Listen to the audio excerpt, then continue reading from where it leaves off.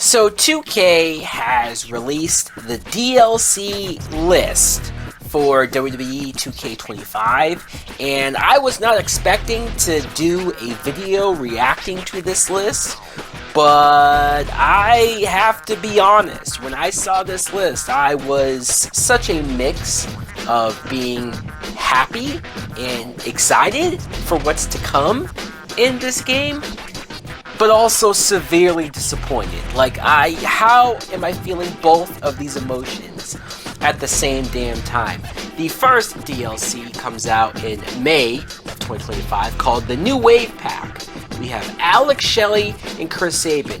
Very surprised that these two made the cut. You could argue that after last year when 2K added CM Punk and Jade Cargill, that it gave fans an expectation on what the new cutoff date is, but I don't think we know for sure what the actual cutoff date is. So having these two make the cut, given that they came in, I believe, in January, or at least somewhere around there, that's great. These are two people that I never thought would be in a WWE game given their years in TNA. Julia and Stephanie Vacour, I am huge fan of these two specifically on NXT right now. I know they came in before 2025. They've been in NXT since, the fall, winter of 2024. So technically, yes, the timing makes sense, but you never know. I feel like I set myself up for disappointment, so I am very happy, not only that they're in the game, but we don't have to wait long in order to get them in the game. May is not that far away. And then we have a celebrity guest to be announced. I am not a big fan of the celebrity guests that they usually have in these 2K games. In fact, celebrity guests have been in wrestling video games since I think I remember SmackDown Shut Your Mouth being one of the first, because Fred Durst was randomly in that. The difference is that Fred Durst, he was in the base game. They didn't do DLC where you had to pay extra in order to get these characters.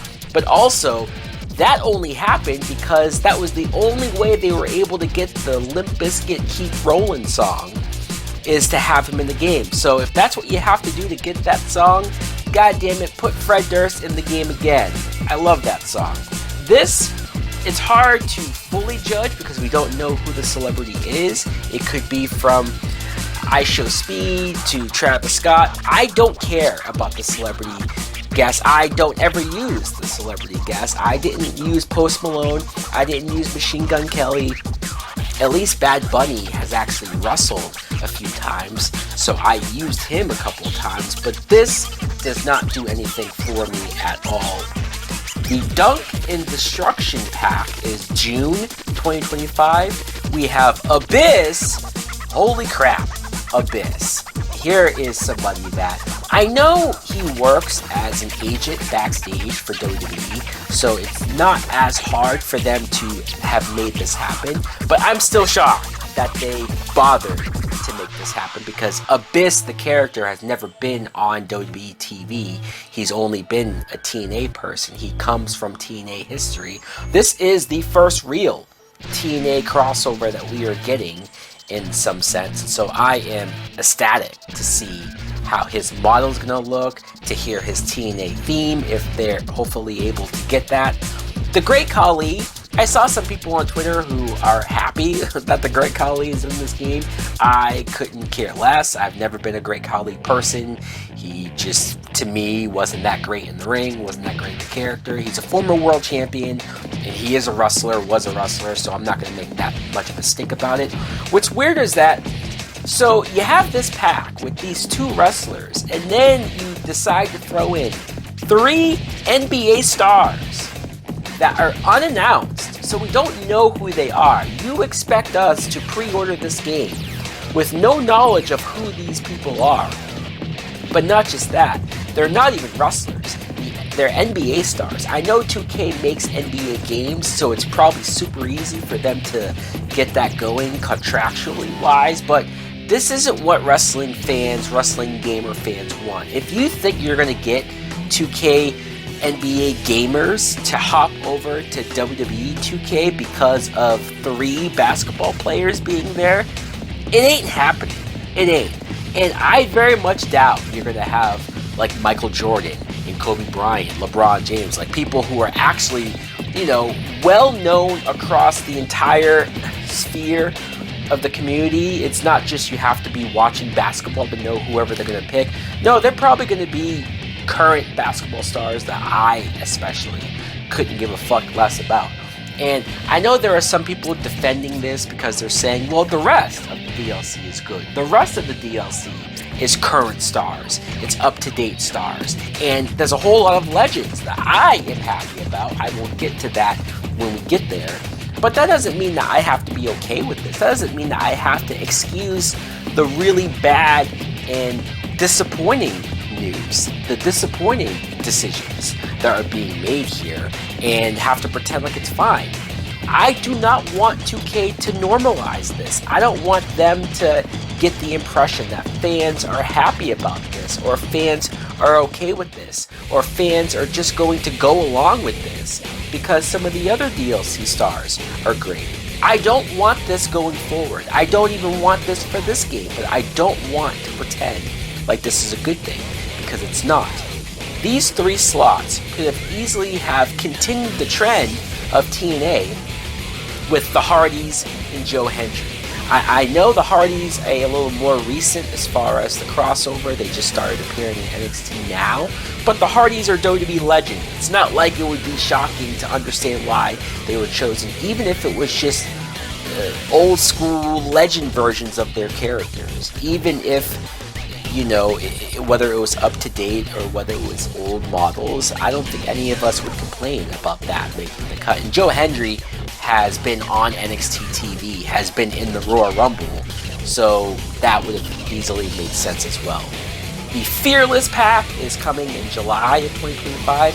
We have New Jack, which is probably the most shocking of this entire list, because I never thought I would see a day where New Jack was going to be in a WWE game. I don't think he's been in a video game, period, since like those old ECW games back in the day. Jordynne Grace will be in the game, and that's great because she had made appearances as a part of TNA, but she's now a WWE person. This is a very recent addition as far as what you see on TV, and she's going to be used a lot in the future, so this is awesome. Penta being in the game, given that he debuted in January, this seems clutch. This seems like 2K came through with somebody that I fully was not expecting to make the cut. I was fully expecting to have to download him from Community Creations, so this is awesome. Bull Nakano is a little before my time. I have gone back and seen her matches with Alundra Blaze, and I know what people feel about her, fans of hers, and the history that she brings with her, so I'm not going to complain about that at all. The more women wrestlers, the better. And we also get another celebrity to be announced. I am not cool with this. I'm not. It's one thing to have one celebrity guest per game.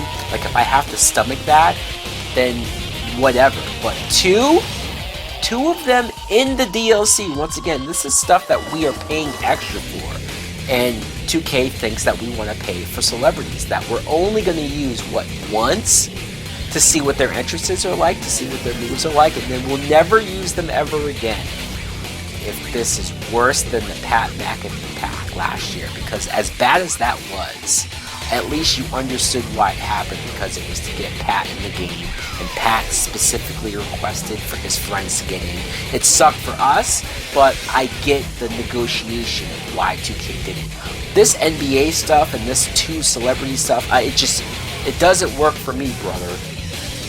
The Attitude Era pack is coming in September of 2025. My only thing is that it sucks it's September, because I am a huge fan of the Attitude Era. That was the era that I grew up watching wrestling in, and every single year for the last few years in the 2K games, I download as much Attitude Era wrestlers from Community Creations as I can. I always do an Attitude Era universe mode on my own to help keep myself busy playing this game throughout the year.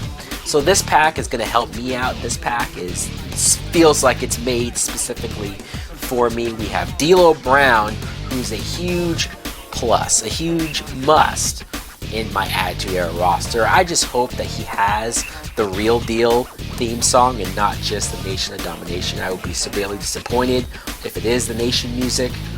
Billy Gunn is shocking because he is still contracted to AEW, I believe. I know Jake Roberts is as well, but that's a kind of a special case. And maybe Billy Gunn just now has a special case. It makes sense. Also having Road Dogg in there. For the last couple of years, I've been wondering why is Road Dogg not in these games, because he works there as a writer. But if you wanted to wait until you got Billy Gunn and now you have them back in together, New Age Outlaws, so stoked. Victoria, I'm not really sure if Victoria counts as Attitude Era. I know she was in the Attitude as one of the Godfather's hoes, but I don't think that's the version of Victoria we're getting. I believe we're getting, well, we don't know actually. Are we going to get Victoria with the Psycho theme, or are we going to get her with the dancing gimmick? Not really my favorite version of her, but either way we have Victoria. I'm happy about that. Mark Henry. I saw a lot of people talking about or expecting that we're going to get Mark Henry, the Hall of Pain version of Mark Henry, but that doesn't fit Attitude Era. Either way, I guess I am happy to get Mark Henry back into the games, but if this is Attitude Era, I don't want Nation again. We've had that from Mark Henry in the past. I want Sexual Chocolate, which I know that sounds weird saying out loud, but I don't care. I do. The last pack we're getting, Saturday night's main event. This is all the way in November of 2025. I don't like normalizing November packs. I know it's the last one. I know this is 2K's way of trying to extend the DLC throughout the year as long as possible. They did that last year with the WCW pack. And that sucked for me because I'm a big WCW person, so having to wait for characters like DDP and Lex Luger and whatnot was sort of nerve-wracking to wait. This pack is filled with a lot of legends that I personally will not be using all that much. It's cool to see Jesse Ventura back into the mix. It's cool to see Junkyard Dog, Mr. Wonderful, Tito Santana with today's graphics, just to see what that will look like. And Sid Justice, I would prefer Psycho Sid, because that theme is killer. But I'm not going to make a big stink out of it. And having to wait till November, it's legends that I'm not exactly going crazy for, so it's kind of whatever. I'm more upset, like I said earlier, about the NBA and about the celebrities. I don't want that to be a thing. I don't want that to be normalized. I would fully implore, nobody from 2K is watching this video, but I would hope that if they hear any of the people who are complaining online, you already have people complaining about the island because of what we fear. You already have people complaining about my faction, given the amount of money that they want you to put into this thing. They want you to spend the money. That's the whole point of it, and that sucks. This game, if you get the highest edition, costs over $100. It's bullshit that they want you to spend even more money. And I am happy about this DLC, but also very disappointed. In paying like $130, I should not have any form of disappointment in my feelings going into this game. So guys, let me know in the comments below, what do you think of this DLC pack? Am I overreacting, or do you agree that this NBA shit, the celebrity shit, has got to stop? Thanks for watching. Like, comment, subscribe. Later!